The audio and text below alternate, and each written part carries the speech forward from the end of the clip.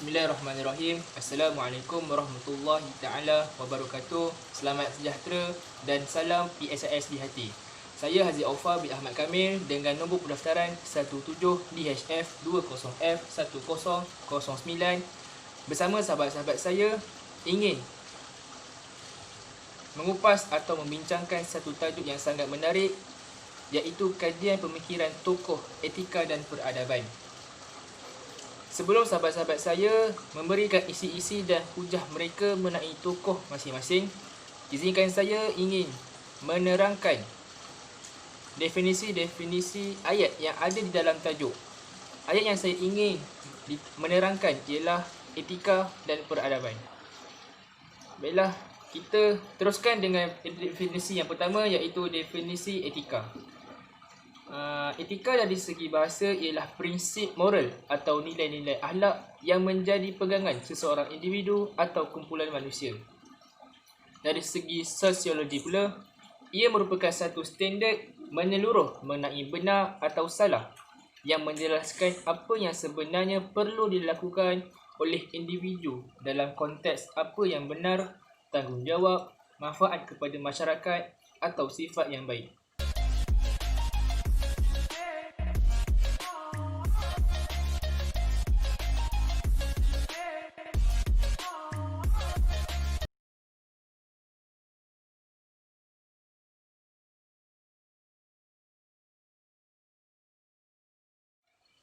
Untuk definisi peradaban pula, dari segi bahasa, ia adalah bermaksud budi pekerti, kesusilaan dan sesuatu yang berkaitan dengan kebudayaan.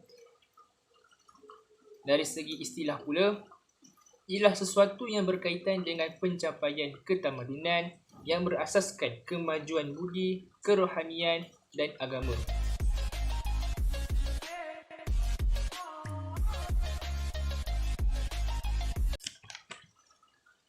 Kata-kata mutiara oleh Syed Naqib Al-Atas yang merupakan seorang cendekiawan dan ahli falsafah Muslim berkata, satu keadaan kehidupan insan bermasyarakat yang telah mencapai tahap kehalusan tata susila dan kebudayaan yang luhur bagi seluruh masyarakat. Jadi, saya tak nak bercakap banyak, saya serahkan kepada sahabat saya untuk meneruskan lagi perbincangan ini, iaitu kajian pemikiran tokoh etika dan peradaban.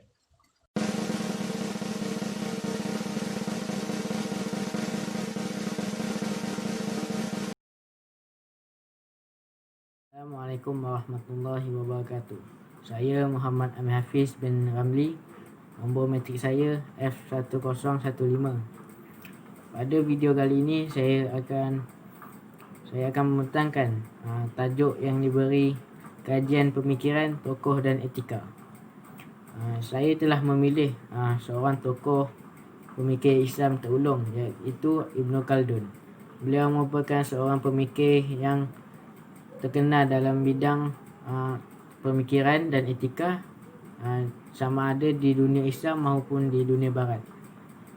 Setelah itu kita akan mengetahui latar belakang dan biodata beliau serta iktibar yang boleh kita ambil daripada seorang tokoh ini. Tajuknya ialah Ibn Khaldun, tokoh Islam terbilang dalam bidang ilmu dan pemikiran. Ibn Khaldun atau nama sebenarnya ialah Abdul Rahman bin Muhammad. Beliau lahir pada tahun 1332 di Tunisia, iaitu di Timur Tengah. Seterusnya beliau lebih dikenali atau lebih mesra dipanggil oleh Ibn Khaldun. Beliau meninggal dunia di Kairah, Mesir pada tahun 1406 pada usia 87 tahun, yang mana usia yang cukup lama bagi seorang tokoh pemikir dan manusia. Seterusnya kita pergi ke arah pendidikan awal Ibn Khaldun. Pendidikan awal Ibn Khaldun telah dididik oleh bapanya tentang asas-asas ilmu dan asas agama. Yang menakjubkan adalah beliau telah menghafal Al-Quran menghafal 30 juzuk Al-Quran sejak dari kecil lagi. Seterusnya beliau turut mempelajari ilmu sejarah, ilmu sains dan ilmu matematik daripada guru dan ulama yang terkenal di serata tempat.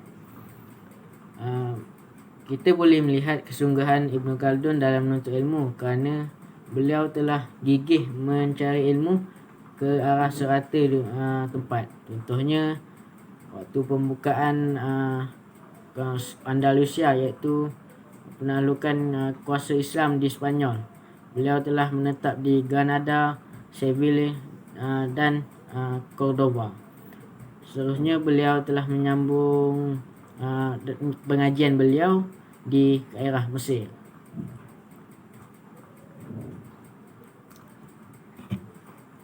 Kalau kita lihat ketokohan Ibn Khaldun ni, beliau merupakan seorang pemikir yang futuristik. Maknanya kita boleh mengetahui sebab-sebab benda itu akan terjadi, iaitu atau lebih dikenal sebagai ilmu mantik dalam ilmu yang namakan dahulu. Ibn Khaldun merupakan tokoh dalam bidang sejarah, falsafah dan sosiologi. Beliau merupakan seorang pemikir yang hebat. Buktinya beliau mampu mengetahui dan menganalisis tamadun, dari bermulanya tamadun tersebut, laman kegemilangan tamadun tersebut dan sebab-sebab kejatuhan tamadun tersebut. Seterusnya beliau mampu memberikan tafsiran tamadun dengan tepat dari pelbagai aspek. Sebagai contoh, Ibn Khaldun telah menekankan peradaban tata susila yang tinggi dalam sebuah tamadun manusia. Tetapi bagi sejarawan barat, sejarawan barat telah menolak peradaban tata susila yang tinggi amat penting dalam sebuah tamadun. Dan sebagai contoh, orang undang-undang yang baik akan dapat menjamin tingkah laku manusia. Maknanya tamadun tidak dapat berkembang sekiranya manusia sering melakukan kejahatan dan dalam tamadun tersebut.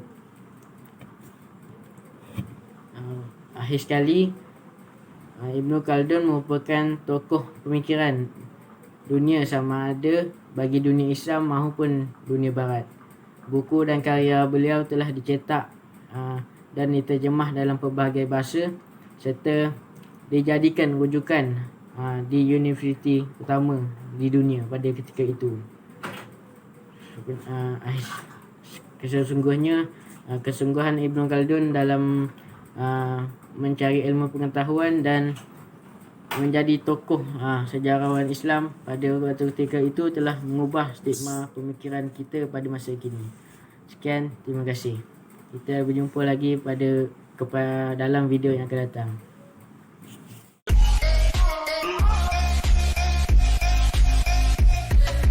Assalamualaikum warahmatullahi wabarakatuh dan selamat sejahtera. Saya Muhammad Syahmi bin Supandi, nombor pendaftaran 17 DHF 20F1021. Sebentar tadi, kawan saya Amir telah menerangkan tentang tokoh Islam yang terkenal pada zaman dahulu, iaitu Ibn Khaldun. Selain Ibn Khaldun, terdapat juga tokoh lain yang terkenal seperti Ibn Sina. Siapa itu Ibn Sina? Mari kita lihat slide ini.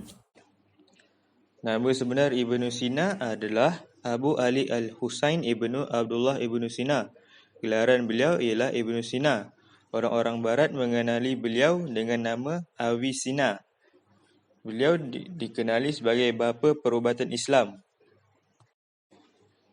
Beliau lahir sekitar 980 Masihi di Afshana, berdekatan Bukhara, ibu kota Samanid Empire, yang sekarang digelar sebagai Uzbekistan. Beliau wafat sekitar 1037 Masihi. Ibnu Sina mahir dalam bidang perubatan, astronomi, etika, logik, matematik, metafizik dan lain-lain. Beliau juga banyak menghasilkan karya seperti Al-Qanun fi Al-Tib, Kitab Al-Shifa dan Al-Najat.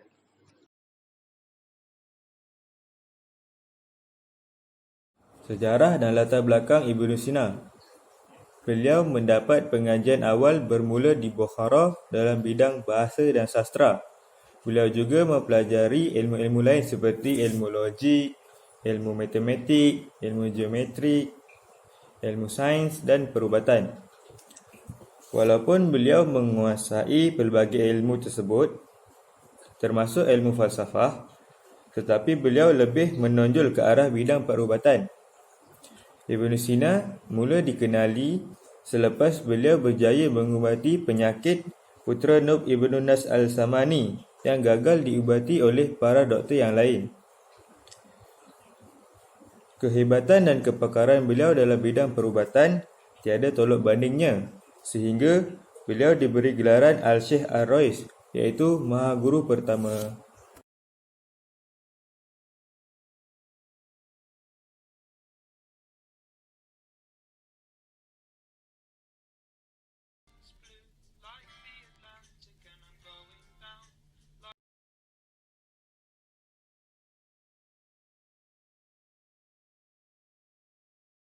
Terdapat beberapa sumbangan Ibnu Sina, iaitu bukunya Al-Qanun fi Al-Tib telah diterbitkan di Rom pada tahun 1593 sebelum ditukar ke dalam bahasa Inggeris dengan judul Principles of Medicine.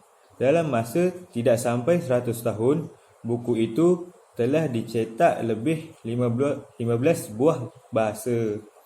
Pada abad ke-17, buku tersebut telah dijadikan sebagai bahan rujukan di universiti-universiti di Perancis dan Itali. Malahan pada abad ke-19, buku itu masih diulang cetak dan digunakan oleh pelajar-pelajar dalam bidang perubatan.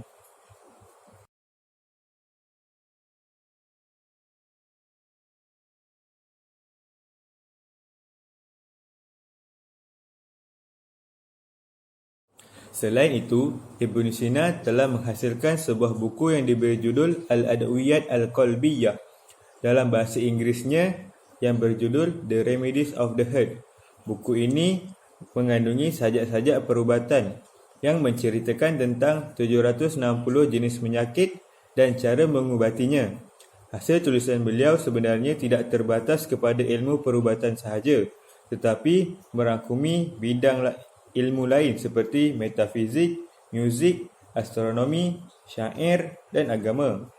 Ini dapat diperhatikan dalam sebuah lagi kitab agung beliau, iaitu Kitab Al-Shifa. Kitab ini berkaitan sains dan falsafah.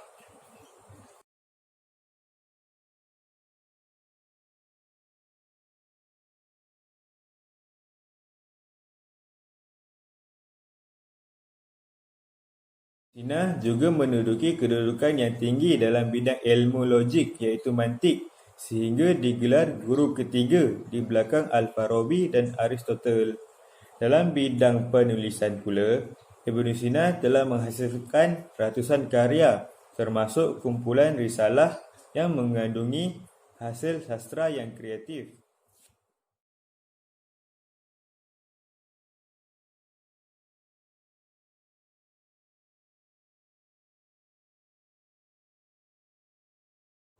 Kesimpulannya, Ibnu Sina merupakan tokoh ilmuwan Islam yang berjaya terutama dalam bidang perubatan. Kita perlulah menjadikan Ibnu Sina sebagai penanda aras untuk kita berjaya dalam sesuatu bidang. Sebagai rakyat Malaysia, kita perlulah mengambil iktibar daripada sejarah beliau supaya negara kita sentiasa aman damai. Sekian, terima kasih. Baiklah, pertanyaan kami iaitu kajian pemikiran tokoh etika dan peradaban sudah sampai ke penghujung. Sebelum berakhir, saya ingin kongsikan kata-kata mutiara atau kata-kata hikmah daripada tokoh-tokoh yang telah disampaikan oleh sahabat-sahabat saya iaitu Syahmi dengan tokohnya Ibnu Sina dan Amir iaitu Ibnu Khaldun. Jadi kata-kata hikmah untuk tokoh yang pertama iaitu Ibnu Sina daripada Syahmi. Yang pertama, Ibnu Sina pernah berkata, bangsa yang dijajah biasanya menjadi malas kerana jiwanya sentiasa dikongkong oleh pihak penjajah dan mereka ini tidak mampu membela diri kerana rasa kalah telah mematahkan semangat mereka. Yang kedua, saat kejahilan menguasai kesedaran, maka kesedaran memiliki hak untuk berbuat hal yang paling bodoh.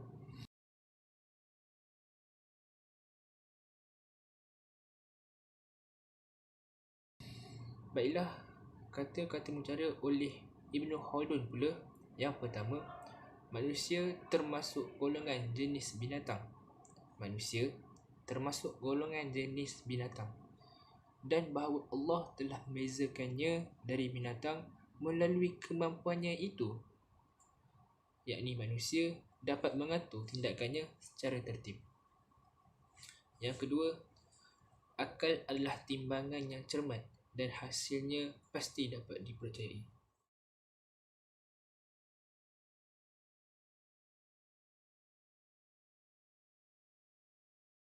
Yang dari kami dengan pembentangan ini iaitu kajian pemikiran tokoh etika dan peradaban. Semoga apa yang kami sampaikan ini dapat memberi manfaat kepada anda semua dan dapat meningkatkan lagi kefahaman ilmu pengetahuan di dalam dada. Jadi sekian daripada kami. Wassalamualaikum warahmatullahi taala wabarakatuh.